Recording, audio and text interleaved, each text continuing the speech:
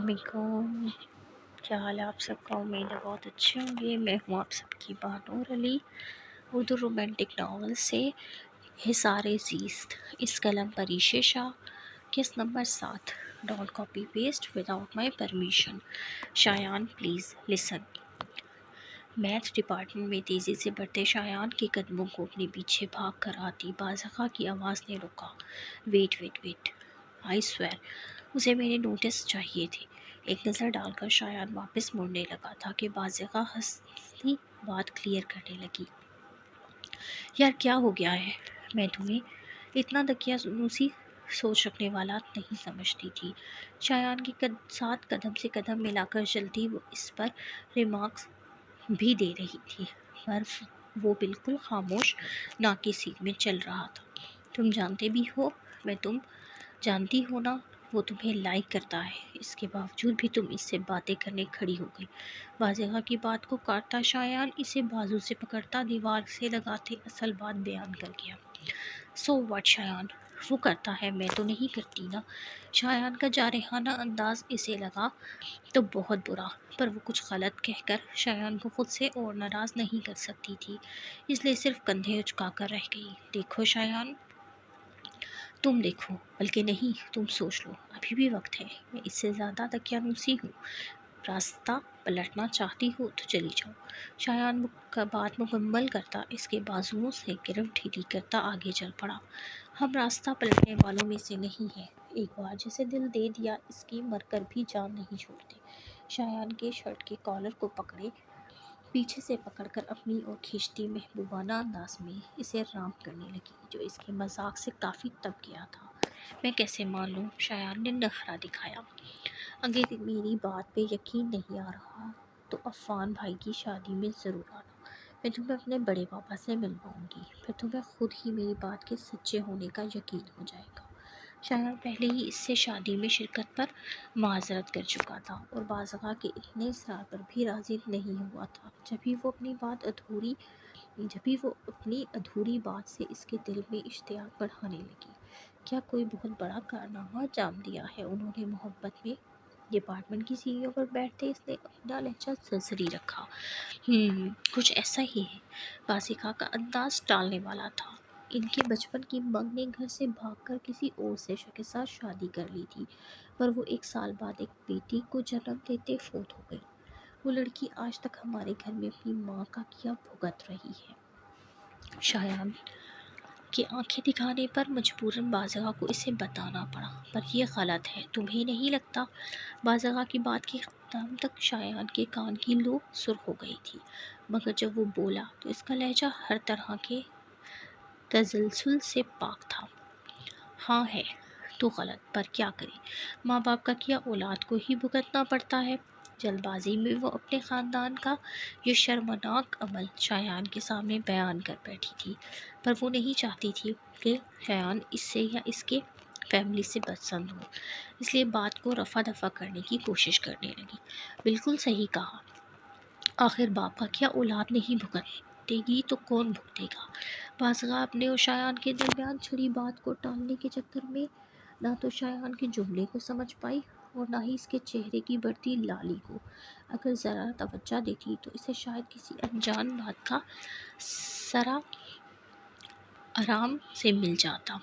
چھوڑو ان باتوں کو، بھائی کی شادی میں آؤ گے نا؟ شایان کے بازو پہ سر ٹکاتے بازخا نے محبت کا مظاہرہ کیا۔ اب تو آنا پڑے گا، آخر تمہارے بڑے پاپا کا دیدار بھی تو کرنا ہے۔ شایان کا لہجہ تو مسکراتا ہوا تھا، پر اس کی آنکھوں میں چھپے ایک انجان سے تیش سے صرف وہی واقف تھا۔ ذلنون، آج جارج کے ساتھ جا کر فیکٹری کا سروے کر لو تاکہ ہم ڈیل فائنل کر سکیں۔ ڈائننگ ٹیبل پہ بیٹھے ناشتے کے ساتھ کسی بزنس میٹنگ پہ اپنی رائے دیتے احمد کرمانی نے اپنے ہونہار بیٹے کو سب سنبھال لینے کا اعلان کیا۔ تم دونوں کی کیا رائے ہے اس ڈیل کے حوالے سے؟ سر جھکائے ناشتے میں خود کو مگن ظاہر کرتے زارون پر ایک نظر ڈالتے مسٹر کرمانی نے اس کے ساتھ ساتھ زوناش سے بھی پوچھا۔ آپ کو نہیں لگتا پاپا کہ ہم کچھ جلد بازی سے کام لے رہے ہیں؟ کچھ دنوں پہلے انہوں نے ایک نئی کمپنی سے کانٹریکٹ سائن کیا تھا جو بعد میں فراڈ نکلی۔ ان پر کیس کرنے کے بجائے احمد کرمانی نے نہ صرف وہ کانٹریکٹ ہی ختم کر دیا بلکہ ان کی فیکٹری میں جو انویسٹ کیا تھا اس کام کو بھی وائنڈ اپ کر کے فری کانٹریکٹ زلنون کو سائن کرنے بھیج رہے تھے۔ پر یہ سب کچھ زوناش کو قبل اس وقت لگ رہا تھا۔ بیٹا، میں نہیں چاہتا کہ بات زیادہ پھیلے، ہمیں اپنی ریپوٹیشن کا بھی تو خیال رکھنا چاہیے۔ احمد کرمانی نے اسے ٹالنا چاہا۔ بات نہ پھیلے، آخر اس جملے سے آپ ہمیں کب تک ڈراتے رہیں گے؟ زارون جو کم ہی ان کی کسی ڈسکشن میں حصہ لیتا تھا، احمد کرمانی کی آخری بات پر طنزیہ ہنسی ہنستا بولے بنا خود کو روک نہ پایا۔ کچھ مسئلے پھیلنے سے حل بھی ہوتے ہیں، کاش آپ اس بات پر بھی بلیف کرتے۔ ڈائننگ ٹیبل پر آج پہلے ہی کافی خاموشی تھی۔ زارون کی طنزیہ گفتگو نے اور سناٹا پھیلا دیا۔ زارون، احمد کرمانی تو اس کے جملوں سے ساخت ہو گئے تھے، لیکن زلنون نے اس کے کندھے پر ہاتھ کا دباؤ ڈال کر اسے کہی گئی اپنی بات پر توجہ دلائی۔ باقی کسی کی ہمت ہی نہیں ہوئی کہ وہ اسے پاپا کے سامنے ایسے انداز اپنانے پر ٹوکتے۔ ادی نے کل سے کچھ نہیں کھایا اور اس کے بنا اب مجھ سے یہ بریک فاسٹ نہیں کیا جائے گا، آپ لوگ انجوائے کریں۔ زلنون کے ہاتھ کو اپنے کندھے سے ہٹاتا زارون ڈائننگ روم سے نکل گیا۔ اس کے پیچھے آہستہ آہستہ وہ تینوں بھی اٹھ گئے۔ حاضی، ڈسٹرب نہ کر یار، مجھے کچھ نہیں کھانا۔ حاذق ادیم کو 2 بار بلانے آ چکا تھا۔ اب کی بار دروازہ بجنے پر ادی سمجھا کہ وہی ہوگا، اس لیے بیڈ پر الٹا لیٹے لیٹے ہی جواب دیا زارون نے کھنکار کر اپنی موجودگی ظاہر کی۔ زارون بھائی ادی کو اس کے آنے کی امید نہیں تھی، جب اس آواز پر ایک دم سے سیدھا ہو گیا۔ تم دیکھ کر بات کرنا کبھی نہیں سیکھ سکتے ادی۔ زارون مسکراتا ہوا کمرے میں داخل ہوا۔ میں یہ نہیں کھا سکتا، میں نے بھوک ہڑتال کی ہوئی ہے۔ زارون کے ہاتھ میں موجود ناشتے کی ٹرے کو دیکھ کر ادی کی بھوک بڑی زور سے چمکی تھی، پر اس نے خود پر جبر کیا۔ میرے خیال سے ان سب چیزیں پر تمہارے سنگیوں نے صفایا کیا ہے۔ کمرے میں بکھرے کھانے کی چیزوں کے خالی شاپر کو دیکھ کر زارون نے ہلکا سا طنز کیا۔ اب پکی بھوک ہڑتال تو کوئی نہیں کرتا نا؟ ادیم نے کندھے اچکائے، جیسے اس طنز سے کوئی فرق نہ پڑا ہو۔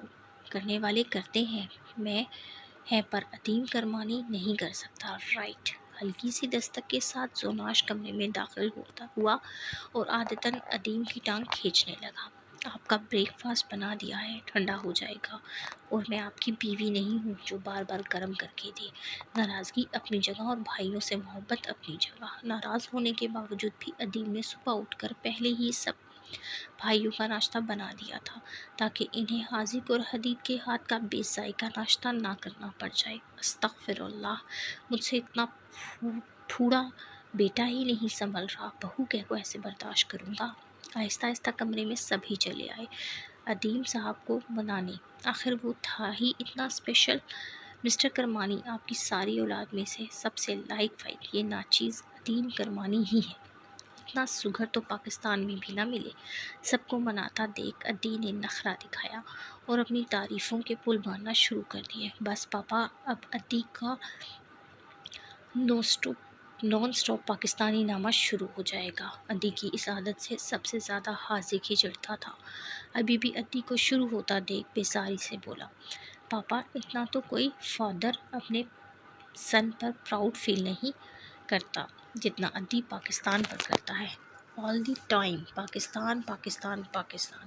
آپ اسے بھیج ہی دیں اسوی کے ساتھ۔ باپ کے اچھے موڈ کو دیکھتے حدید نے لگے ہاتھوں ادیم کی فیور بھی کر ڈالی۔ ایک بار جب کہہ دیا کہ ادیم اپنے فرینڈ کے ساتھ پاکستان نہیں جا سکتا تو پھر اتنا ڈرامہ کریٹ کرنے کی کیا ضرورت ہے؟ احمد کرمانی کو اپنے بیٹوں کا دوست کے حوالے سے ایسے پلانز شروع سے ہی ناپسند تھے۔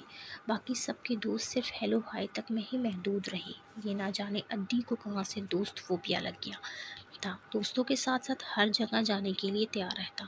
زلنون 60 ٹکٹس بک کرو کل کی اور اپنی نگرانی میں پاکستان کی سیر کرواؤ ان سب کو، اور آج کے بعد میں یہ فرینڈز کے ساتھ جانے کی رٹ نہ سنوں۔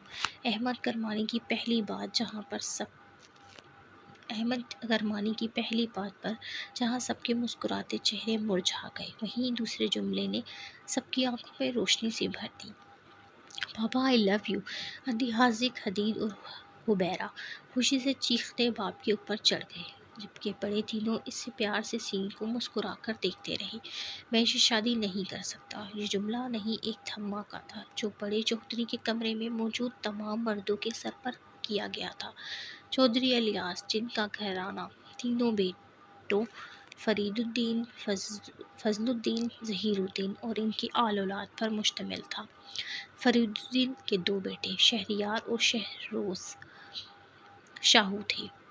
فضل الدین کے دو بیٹے فردوس، فیاض اور دو بیٹیاں شمیم آرا اور انجم آرا، جو فرید الدین کے دونوں بیٹوں کی منگ تھی۔ جب سب سے چھوٹے بیٹے ظہیر الدین کو اللہ نے صرف ایک ہی بیٹی گل رانہ سے نوازا تھا جو فردوس کی منگ تھی۔ ظہیر الدین کئی سال پہلے گاؤں میں چھڑی ایک پرانی دشمنی کی نظر ہوتے اپنے 3 سال کی بیٹی اور جوان بیوی کو دنیا کے رحم و کرم پر چھوڑ کر ہمیشہ کے لیے اس دنیا سے چلے گئے تھے۔ جوان بیٹے کی موت کا بدلہ چودھری الیاس نے کئی گھرانوں کے چراغ گل کر کے لیا تھا، مگر ان کے چہرے پر کسی قسم کا کوئی ملال نہ تھا۔ اپنی جوانی سے بڑھاپے کی منزل تک پہنچنے کے سفر میں کبھی وہ وقت نہیں آیا جب ان کی بات سے کسی نے انحراف کرنے کی جرات کی ہو، مگر وقت وہ واحد شے ہے جو جلد یا بدیر پلٹتا ضرور ہے۔ آج فردوس الیاس کا بھی وقت پلٹ گیا تھا۔ جن کا حکم پتھر پر لکیر سمجھا جاتا تھا، آج ہی کا وہ تھا ان کے فیصلے کے خلاف کھڑا نظر آ رہا تھا۔ تیرا دماغ تو خراب نہیں ہو گیا شہریار، یہ تو کیا بول رہا ہے؟ چودھری نے قہر برساتی نگاہ اپنے بیٹے پر ڈالی، جس کی تعریف کیے بنا ان کا ایک دن بھی نہیں گزرتا تھا، اور آج وہی بیٹا ان کی عزت رولنے پر تلا ہوا تھا۔ تمہاری جرأت بھی کیسے ہوئی برخوردار خاندان کی بیٹی کے لیے انکار کرنے کی؟ بھول گئے کہ وہ تمہاری بچپن کی منگ تمہارے نام پہ بیٹھی ہے اور تم اس کے لیے انکار کر رہے ہو؟ چچا جان، جو اپنی بیٹی کے ٹھکرائے جانے پر سیخ پا ہو رہے تھے، بہت کوشش کے باوجود بھی تلخ ہونے سے خود کو روک نہ پائے۔ فرید الدین، سمجھاؤ اپنے پڑھے لکھے سپوت کو، ہم نے شہر اسے پڑھنے کے لیے بھیجا تھا، نہ کہ ہمارا نافرمان بننے کے لیے۔ بڑے چودھری نے بات بڑھتی دیکھ کر بیٹے کو کھرکا، جس نے کہ ناتواں کندھے ان کے ضعیف نگاہوں سے پوشیدہ نہ رہ سکے۔ اس نادان کو معاف کرنے والا وہی ہوگا جیسا آپ کا میں شادی کر چکا ہوں۔ باپ کا محنت کرتا انداز بھی شہریار کو کمزور نہ کر پایا، اور جس مقصد کے لیے وہ یہاں آیا تھا اب اسے ہر حال میں وہ پورا کرنا تھا۔ معذرت کے ساتھ چچا، میں آپ کی بیٹی سے شادی نہیں کر سکتا۔ بنا جھجکے شہریار نے اپنا آخری فیصلہ بھی سنا ڈالا۔ کتے انسان، جان سے مار دوں گا میں تجھے۔ فردوس، جو شروع سے ہی غصے کا تیز اور شہریار سے نالاں رہتا تھا، موقع ملتے ہی اس پر چڑھ دوڑا۔ فضل، پٹا ڈالو ان دونوں کو۔ فضل الدین کے دونوں بیٹوں کو ہاتھا پائی پر اترتا دیکھ کر چودھری الیاس نے اپنی کپکپاتی آواز کو بہت حد تک بلند کرنا چاہا۔ آپ نے دیکھا نا ابا، ادا سائیں کے بیٹے نے اتنا سب سننے کے بعد بھی باپ کو بڑے بھائی کے بیٹے کا ساتھ دینا چودھری فضل کو ناگوار گزرا۔ ہم سب دیکھ اور سمجھ رہے ہیں، پر لگتا ہے کہ تمہاری سماعت کمزور ہو گئی ہے۔ ہماری موجودگی کے باوجود تمہارے بیٹوں کی آواز ہم سے بھی زیادہ اونچی ہو گئی اور تم خاموش کھڑے رہے۔ کپکپاتی آواز اور لرزہ طاری ہوئے ہاتھوں کے باوجود چودھری الیاس کا دم خم دیکھنے کے لائق تھا۔ دادا سائیں، گستاخی معاف۔ شہریار ادا کی اس حرکت سے میں اپنا آپا کھو گیا تھا۔ آخر انہوں نے میری بہن کی جگہ ایک کمین بدذات کو فردوس کو دادا کی بات پر جلال تو بہت آیا، پر کوئی صحیح وقت نہیں تھا بحث کا اس وقت۔ اسے سب کی نظروں میں اپنا مقام شہریار سے بلند کرنا تھا۔ جبھی ایسے لفظوں کا چناؤ کیا کہ شہریار چاہ کر بھی خود پر قابو نہ رکھ پائے۔ زبان کو لگام دو، ورنہ اسے کاٹ کر الگ کرنے میں مجھے سیکنڈ نہیں لگے گا۔ فردوس کو مارنے کے لیے بڑھتے دیکھ شاہو نے فوراً بھائی کو قابو کیا، نہیں تو شاید فردوس کے چہرے کا کوئی بھی حصہ بے داغ نہ رہتا۔ برخوردار، ہمیں تمہاری پہلی شادی سے کوئی پریشانی نہیں، تو لڑکے لڑکپن میں ایسی چھوٹی موٹی غلطیاں تو کر ہی دیتی ہیں، اور پھر تم ہمارے گدی نشین ہو، ایک چھوڑ چار بھی رکھو تو کوئی پوچھے گا نہیں، پر تمہاری خاندانی بیوی شمیم ہی ہوگی، یہ مت بھولو۔ شاہو کی عقل مندی کو مسکراتی آنکھوں سے زہراتے چوہدری الیاس نے بیچ کی راہ نکالی اور بات کو اس انداز میں گھمایا کہ کچھ دیر کے لیے شہریار کچھ بول ہی نہ پایا۔ فرید، فضل شادی کی تیاری کرو، اب شادی ایک ہفتے بعد نہیں بلکہ پرسوں ہوگی۔ شاہو پتر، اپنے ادا کو اندر لے جاؤ اور خیال رکھ اس کے اچھے سے۔ بیٹوں کو حکم دیتے چودھری الیاس شاہو کو تاکید کرنا نہ بھولے۔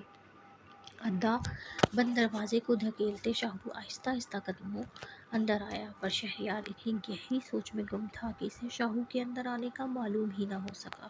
شاہو، مجھے کچھ دیر کے لیے اکیلا چھوڑ دو۔ شاہو کی آواز اور اپنے کندھے پر ایک مضبوط دباؤ نے شہریار کو سوچوں سے حقیقت میں لا کھڑا کیا۔ میں بس آپ سے اتنا کہنا چاہتا ہوں کہ آپ جو بھی کرو گے، میں اس سب میں آپ کے ساتھ ہوں گا۔ عمر میں فرق اور بڑے بھائی کے احترام نے شاہو کو کبھی اس کے اتنے قریب نہیں نہ ہونے دیا کہ وہ دونوں بھائی اپنے پرابلم ایک دوسرے سے شیئر کر پاتے، جس کا شاہو کو بہت ملال تھا۔